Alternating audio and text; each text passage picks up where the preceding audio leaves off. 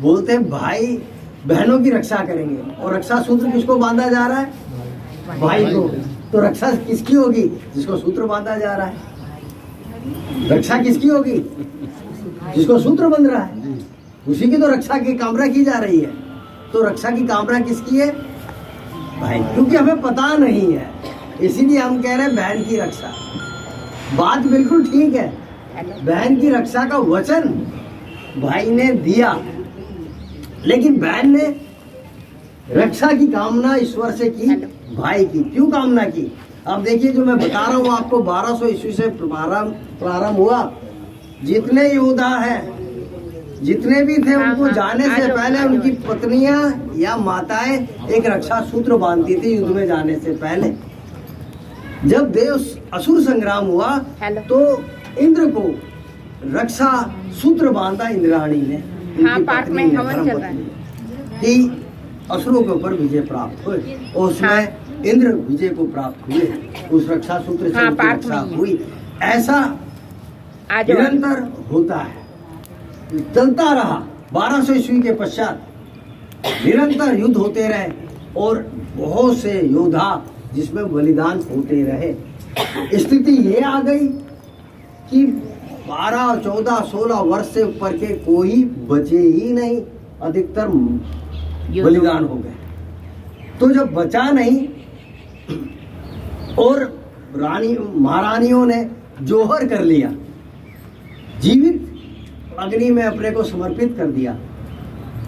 महारानी पद्मिनी का हम सुनते हैं 16,000 क्षत्रियाणियों के साथ उन्होंने अपना बलिदान दिया, जोहर किया। तो जब ये सब जोहर क्यों किया, और वो सब युद्ध में लड़के वीर गति को प्राप्त हुए, तो ये बार बार क्यों हुआ?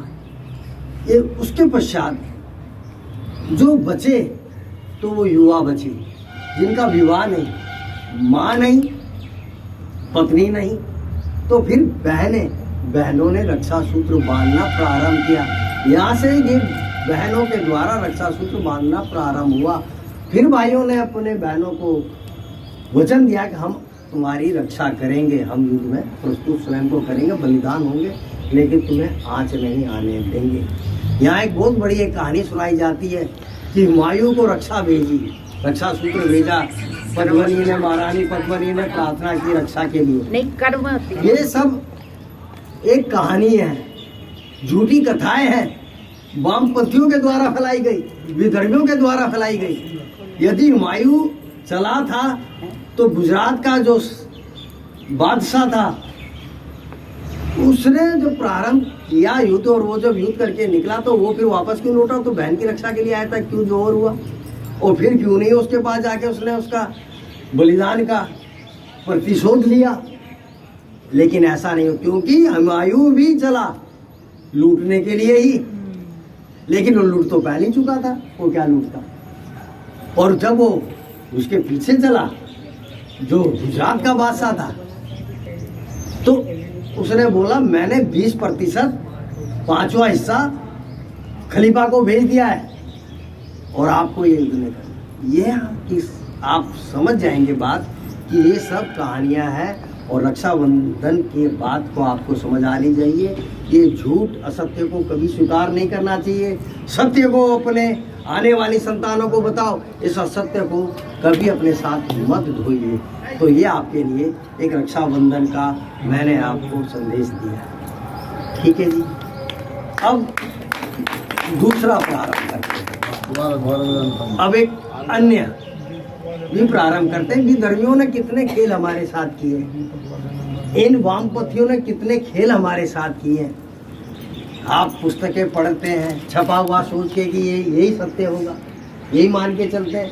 आप तो ऐसे महान है, भारत के तो ऐसे महान है लोग, क्यों तो फिल्म देख के सामने वाले को, मरे हुए भिखारी को भी भगवान बना लेते हैं, जो कब्र में सड़ गल गया है, जिसने जीवन पर्यंत भीख मांग के रोटी खाई, उसको भी यहाँ भगवान बना के मंदिर में स्थापित कर दिया पाखंडियों ने। और उसको वो पूज रहे हैं। हम सब क्यों पूज रहे हैं? पता नहीं है, इसलिए जानकारी का अभाव। एक फिल्म देख ली, आपने सोच लिया यही है। किससे पूछो, मैं जिससे पूछता हूँ कहता है जी सारे कर रहे हैं, सारे बेवकूफ थोड़ी है, सारे मूर्ख थोड़ी है। अरे सारे भेड़ चाल ही चल रहे हैं। सब मूर्ख है, किसी ने पूछा ही नहीं, किसी ने देखा ही नहीं, किसी ने प्रश्न ही उत्पन्न नहीं किया। तो सबसे पहले प्रश्न तो उत्पन्न करो भाई, ऐसे कैसे कर रहे हैं। ऐसे ही अब आप बनाएंगे कल जन्माष्टमी, भगवान श्री कृष्ण, योगी राज भगवान श्री कृष्ण, और उनके बारे में कितने लांछन लगाए, माखन चोरी करने वाला, वस्त्र चोरी करने वाला। आप सोचिए, ऐसी गंदी बातें आपके पुत्र के प्रति कोई करे, आपका पुत्र ऐसा करे, आप स्वीकार करेंगे? अपमानित करने के लिए किया गया। करेंगे? आप करेंगे स्वीकार? आपका मैं कहता हूं पुत्र ऐसा हो कि जो चोरी करता, जो स्त्री को तंग करता, तो आपको ठीक लगेगा? नहीं। तो आपने अपने भगवान को कैसे मान लिया ऐसे? किस मूर्खों के, ये कथा वाले मूर्ख हैं अधिकतर, जो कथा करते हैं, इनको पता नहीं है कुछ, ये अपनी व्यथा कहानी सुनाते हैं, बस इनको तो धन से मतलब है, और इनको जो पढ़ लिया छपी हुई किताबें में वही बोलते चले जाते हैं। पुराणों में बहुत मिलावट हुई है, बहुत गड़बड़ हुई है। वो महान योगीराज भगवान कृष्ण, सुदर्शन धारी, सुदर्शन चक्र धारी, महान नित्य जवान, धर्म के रक्षक, ऐसे को क्या बना के रख दिया? क्या मूर्खता वाली, चूड़ी पहनाने आया शाम, नाच रहा है शाम गोपियों के साथ, कहाँ समय?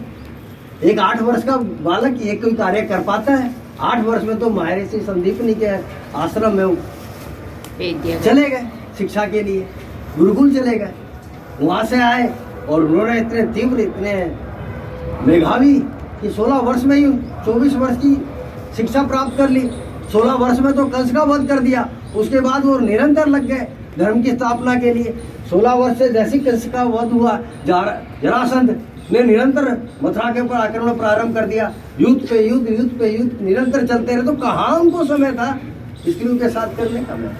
ये सब झूठ, ये सब पाखंड, ये सब बातें स्वीकार ना करें।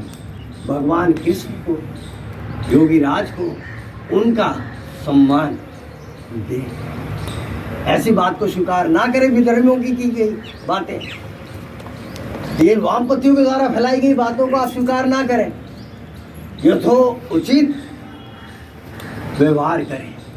ईश्वर का वैसा ही पूजन पाठ होना चाहिए। हमारे जो आदर्श महान पुरुष हैं, भगवान श्री राम मर्यादा पुरुषोत्तम और योगीराज भगवान श्री कृष्ण, दोनों सनातन की आत्माएं हैं। इनके बिना सनातन अधूरा है। ये सनातन के महान रक्षक है, इनको पूर्ण सम्मान करिए। इनके बारे में फैलाई हुई झूठी बातें, असत्य को स्वीकार मत करें, उसको नकार दें और उनका ठीक ठीक आराधना करें, प्रार्थना करें, उपासना करें, अनुसरण करें। भगवान राम का अनुसरण करें। सनातनियों से शास्त्र छुड़ा दिया, शस्त्र छुड़ा दिया, इसलिए सनातनी आज दुखी हैं। छोटा छोटा कोई भी उठ के कहीं से भी कुछ भी बकता है, झिंगुर आता है और इतने सारे को परिवर्तित करता है। झिंगुर, अरे जिसको पैर से मसलते है पता ही ना चले, ऐसा ऐसा झिंगुर तुम्हारे पर चढ़ बैठा। कमाल, सनातनियों को क्या हो गया है?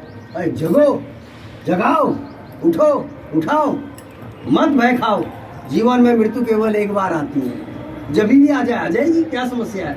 हमारे बलिदानियों को याद करो, महारानी पद्मिनी को याद करो, उनके जौहर को याद करो, उन महान वीरों को याद करो जिन्होंने अपना जीवन समर्पित कर दिया, बलिदान कर दिया। तो फिर इस राष्ट्र के लिए हम क्यों ना ऐसा करें? क्यों नहीं ऐसा कर सकते? कम से कम अपने सनातन धर्म की रक्षा करें, अपने राष्ट्र के प्रति समर्पित हो जाए और अपने राष्ट्र को अक्षुण्ण रखने का आज हम यहाँ सब वचन लें, तो राष्ट्र को हम सब अक्षुण्ण रखेंगे। सनातन का हम सदैव पालन करेंगे और सनातन को अक्षुण्ण रखने का सदैव प्रयास करेंगे। बोलिए सनातन धर्म की जय, भारत माता की जय, वंदे